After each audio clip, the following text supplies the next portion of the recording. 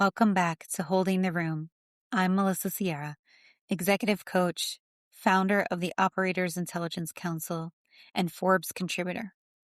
Every time I say the word empathy in a boardroom, I watch the eyes roll. And I get it. Empathy sounds soft, like we're choosing feelings over results. So today, I'm going to make the case with data and with some things I've never said publicly before for why empathy is the single most valuable leadership asset you can build right now. Because the misconception is doing real damage. Empathy is not agreement. It's not absorbing everyone's emotions until you have none of your own. It's not a feeling circle before every all hands meeting. And it's definitely not weakness dressed up as leadership language. Empathy in leadership context is the ability to understand what someone is experiencing specifically, accurately, without needing them to spell it out for you. So here's what it looks like in practice. Your best engineer goes quiet for 3 weeks during an AI rollout, stops adding ideas in meetings, starts leaving at exactly 5 p.m. when she used to stay until 7. That silence is not disengagement. It's information. The empathetic leader reads it as information and asks the right question before the exit interview does it for them. This is a strategic capability, not a vibe, not a personality type, a skill you can build, develop, and deploy deliberately. And in a world where AI handles everything that can be measured, optimized, and processed at scale, the things that can't be measured are the entire competitive game. Empathy is not the consolation prize for leaders who can't do the technical work. It is the work, the most important work, the work that determines whether everything else sticks. VP of Engineering, brilliant, technically exceptional. His team had just completed one of the most complex AI infrastructure migrations his company had ever attempted. On time, under budget, the board was thrilled. His CEO sent a company-wide email celebrating him. 3 months later, 4 of his 7 engineers had resigned. He came to me, devastated. He couldn't understand it. The work was good. The results were there. What had he missed? When I asked him to walk me through the migration, specifically the human side of it, he described the rollout like a project plan. Timeline, dependencies, risk migration, budget allocation. He could tell me every technical decision and the reasoning behind it. I asked him, during those 8 months, did you ever ask your team what they were afraid of? He said, I told them what we're building. That's the gap. He communicated the technology, but he never communicated what the technology meant for the people who were building it, what it meant for their careers, their relevance, their identity as engineers in a company that was automating significant portions of what they had spent years becoming excellent at. The engineers didn't leave because the migration failed. They left because nobody ever acknowledged what it cost them to make it succeed. Nobody asked, nobody named it, and eventually they found organizations where someone might. And that is the empathy gap. And it's costing organizations their best people every single day. Organizations with aggressive AI rollouts are seeing burnout rates 3 times higher than those that moved more intentionally. 3 times. The number one reported cause? Leaders who communicated the technology without communicating what it meant for people. 77% 58% of executives say AI has increased their team's efficiency.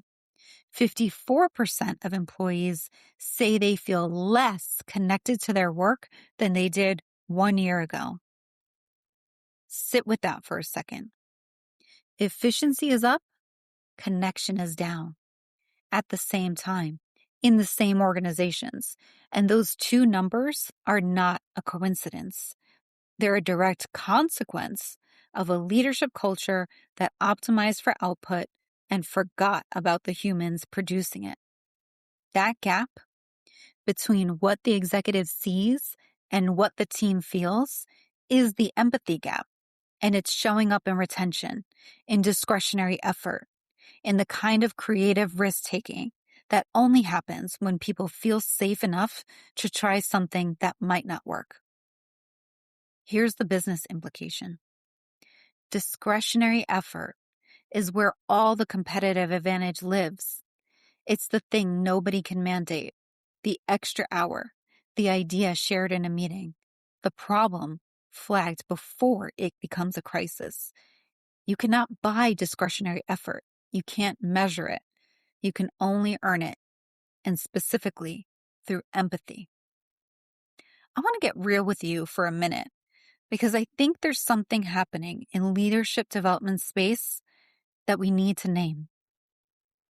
Empathy became a buzzword around 2020. It showed up in every leadership training, every DEI initiative, every executive development program. And then, predictably, it got diluted. It got reduced to be nice to your team and check in on people.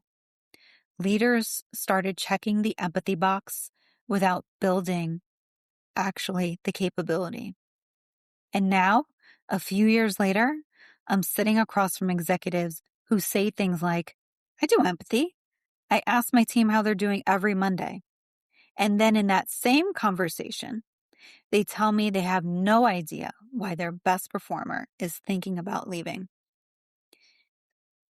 Empathy is what you do with the answer. It's the ability to hear, I'm fine, and know that something is not. It's the discipline to follow up specifically, privately, without making it a performance, because you actually read the room. And that's a skill, and it takes practice, which means if you've been treating empathy like a checkbox, you haven't been practicing it.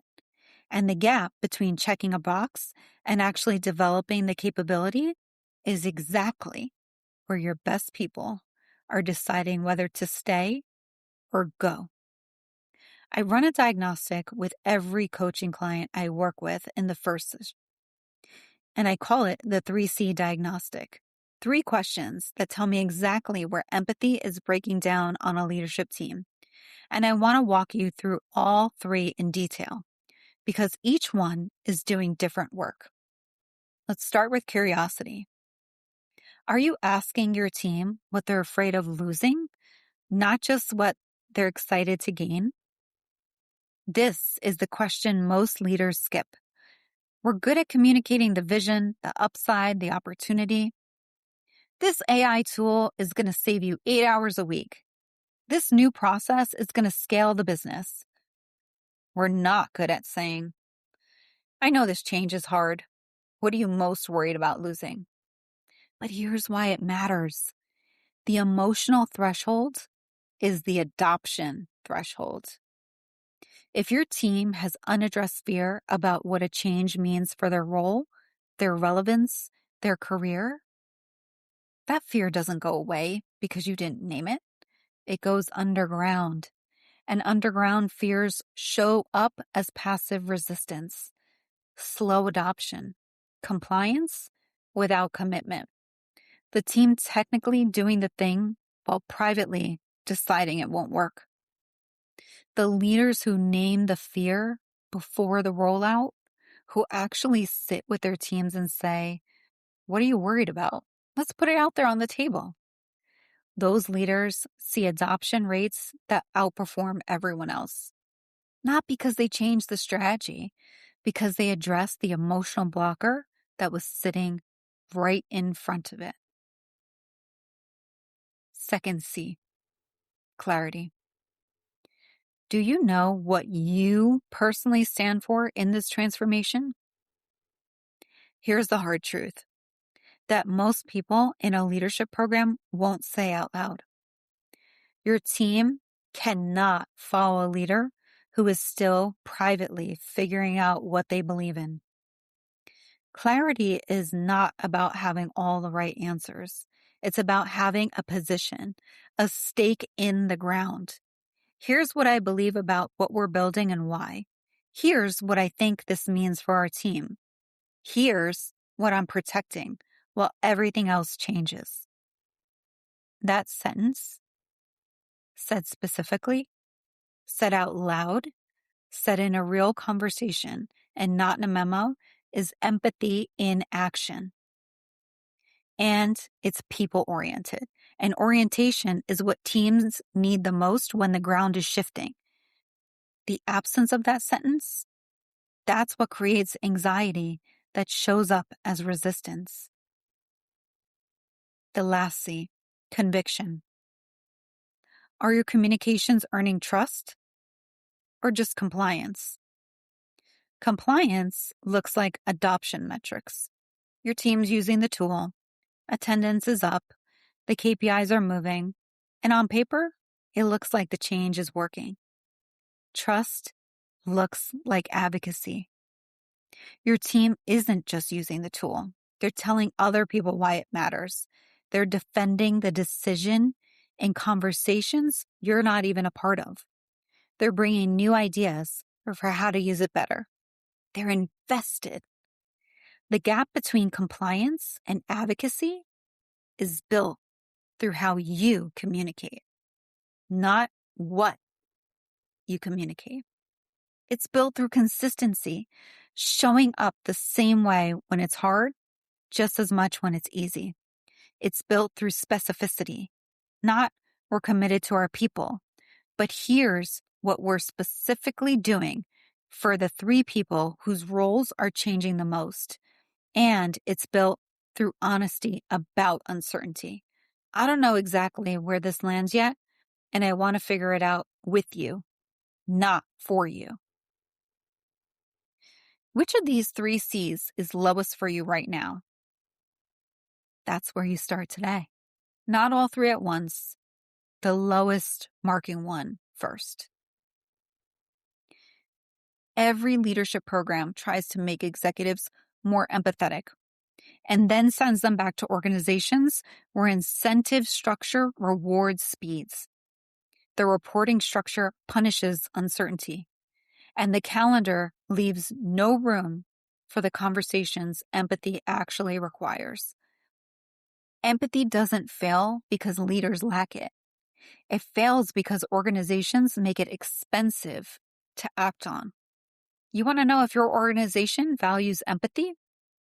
Count how many hours per week your managers have for conversations that aren't status updates. That number is your empathy budget, and most organizations have reduced it down to 0. Number 1, ask the fear conversation question before every major announcement, before your next all hands, your next team meeting, where you're rolling out something new. Schedule a 30-minute conversation with at least 2 or 3 key people on your team, not to get their buy-in, to ask, what are you most worried about losing in all of this? Listen without defending. Come back to the room with what you heard. Number 2, read what's not been said in meetings. This week, in your next team leadership meeting, pick one person and watch them. Not what they say, what they don't say. Where do they go quiet? When does their body language change? After the meeting, follow up with them directly. I noticed you went quiet when we talked about the timeline. What's going on there? That follow-up is empathy. It says, I see you, even when you're not performing for the room. Number 3, protect one slow conversation per week. One conversation with a team member, a peer, a direct report, where the agenda is simply nothing where you ask a real question and actually listen to the full answer before you respond. Not a check-in, a conversation. If your calendar doesn't have space for this, the problem isn't empathy, it's calendar design. Number 4, name the cost publicly. The next time you're asking your team to absorb a significant change, say this out loud. I know this is hard. Here's specifically what I think when I'm asking it of you. And here's what I want to make sure we're doing right together. That sentence, said in the room on record, is the most powerful empathy signal a leader can send because it proves you thought about human cost, not just the business case. Before your next team meeting, write down one question you generally do not know the answer to. Not a strategic question, a human one. Something that would tell you something real about what your team is experiencing right now that they haven't said out loud. And then ask it in the meeting. And then, this is the critical part. Stop talking. Listen to the full answer before saying anything. No counter argument, no reassurance, just listening. And if you do this consistently for a month, your team's relationship to you will change in ways that will show up on your next retention report. That's not a promise I make lightly. It's a pattern I've seen repeat across organizations of every size and industry. Empathy, practiced consistently, compounds. Comment below what question you're going to ask. And so, the 3C diagnostic is how I open every coaching engagement. If you want to go through it for your specific situation, what your curiosity, clarity, and conviction scores actually are, and what to do about your lowest one, that's what a discovery call is for. The link's in the description, and I welcome you to come ready to be honest. Thanks for joining today.